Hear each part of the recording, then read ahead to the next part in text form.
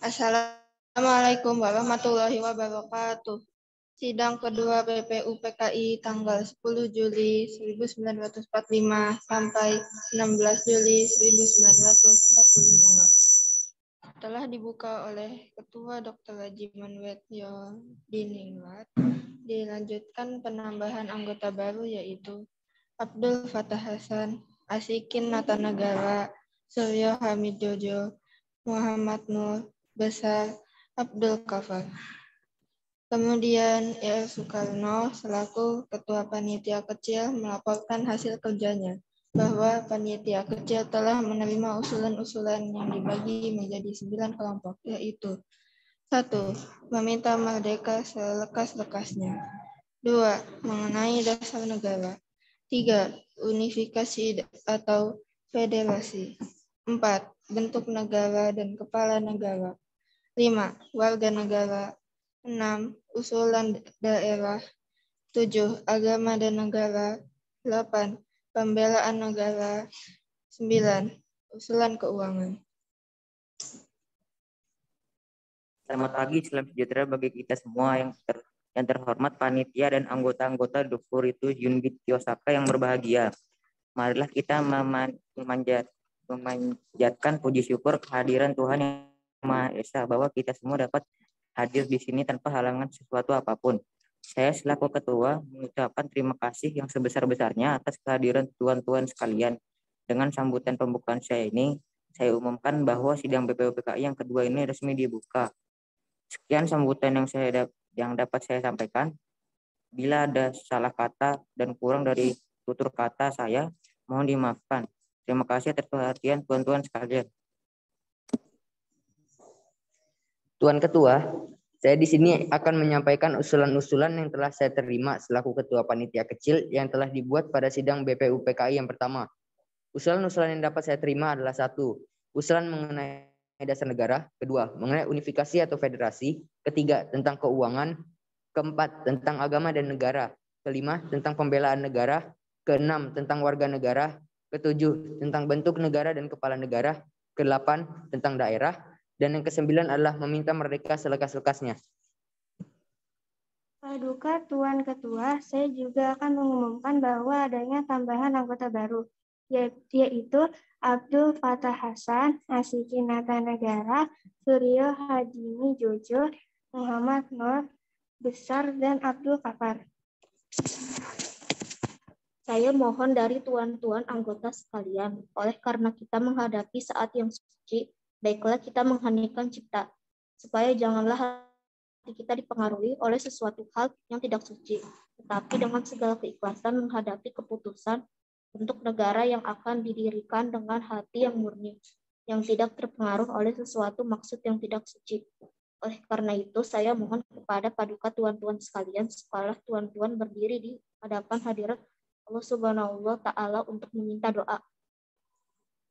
Usul itu kita turuti dan saya minta, marilah kita mengheningkan kita supaya mendapat pikiran yang suci dan murni dalam pemilihan.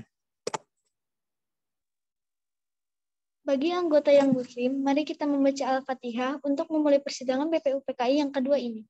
Sedangkan yang non-muslim berdoa sesuai keyakinan masing-masing. Berdoa mulai. Al-Fatihah. Para anggota BPU PKI mulai berdoa menurut agama dan keyakinan masing-masing. Mari kita mulai pemungutan suara dengan cara voting.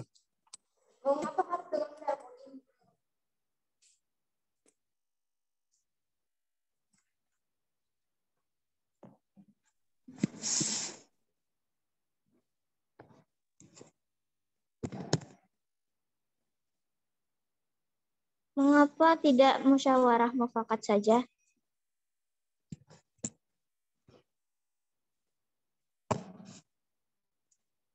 Karena dengan voting kita bisa memutuskan masalah dengan adil.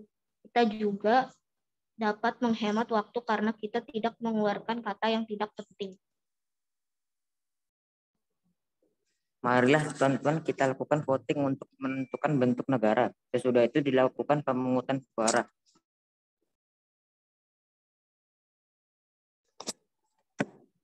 Tuan Ketua, Kami sudah mengetahui bahwa ada 64 sistem yang memilih republik, ada 55 sistem kerajaan, 6 lain 2, dan belangko 1.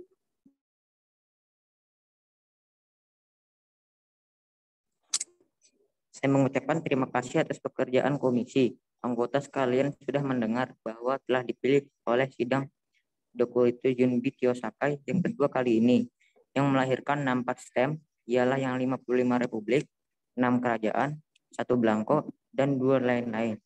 Jadi semuanya ada 64. Sudah ada ketetapan dalam waktu ini. Nanti kita membuat pelaporan yang sejelas-jelasnya. Jadi, putusan panitia itu republik.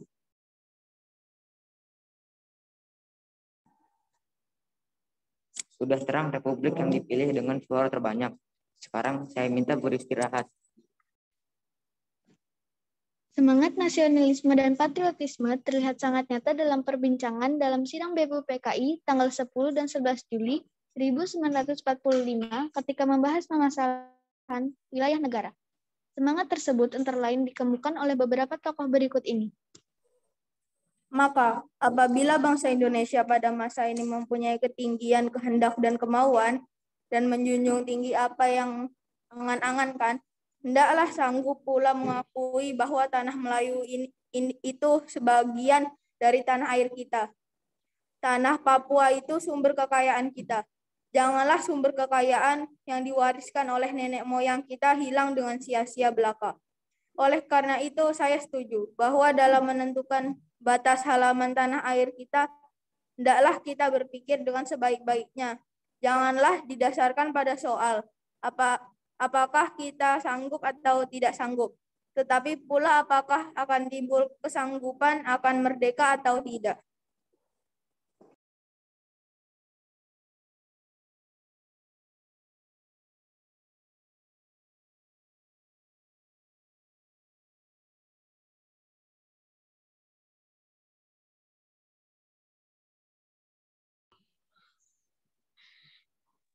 Soal lain pula berhubungan dengan tanah Papua. Memang hal ini dalam ilmu pengetahuan, teknologi, bahasa geografi, ada yang menyebutkan bahwa Pulau Papua tidak masuk tanah Indonesia.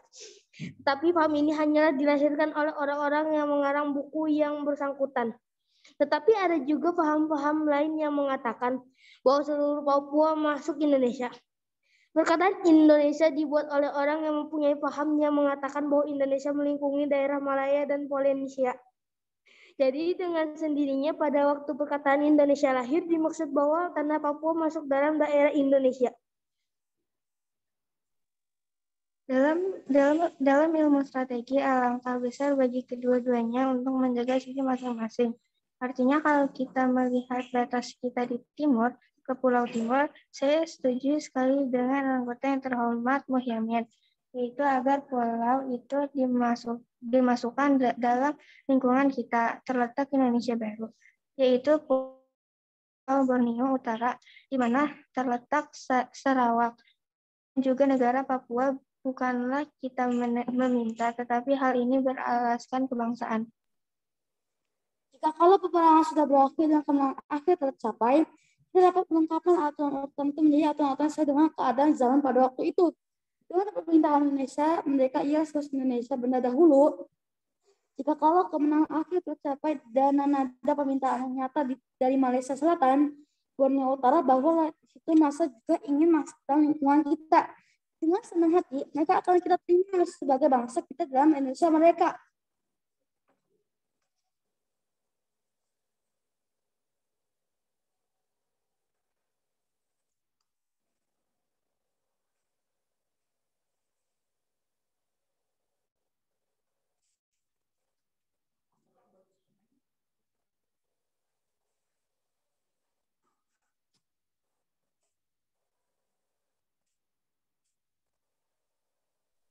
Bagaimana jika kita menambahkan Malaya?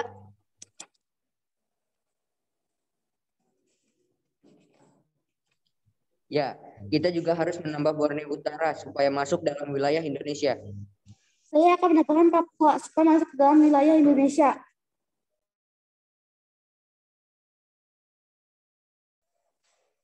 Kami tetapi juga akan menambah timur Portugis supaya masuk di wilayah Indonesia. Kami bertekad bertiga untuk pulau-pulau sekitarnya dapat dimasukkan ke dalam wilayah Indonesia.